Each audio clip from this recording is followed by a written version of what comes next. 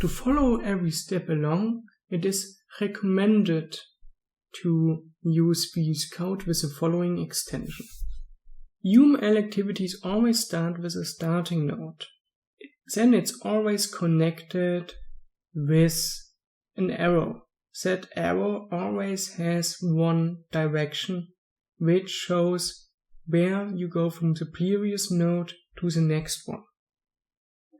My recommendation for writing UML is to follow the direction either from top to bottom or from left to right. Next, you can chain activities. Here you see one after one after one.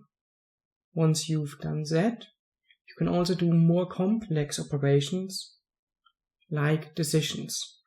Decisions are a special case where you don't have any actions, but they lead to different outputs. The outputs are one or more paths.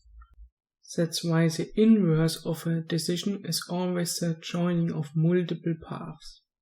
Once you've done that, you can also change this with even more actions and lead to the end node, which will end the complete activity you are describing. It is also possible to have parallelization within this notation. Here you see the starting of the parallelization, which has one input and multiple outputs without making a decision. This means if you wait for parallelization to end, you should also have the invert. So putting in multiple inputs and going to one output with this notation. This means we are waiting for everything to complete. Not everything you have started is required to be ended that way. Remember to always end your activity with an end node, so you always know when the process is terminated.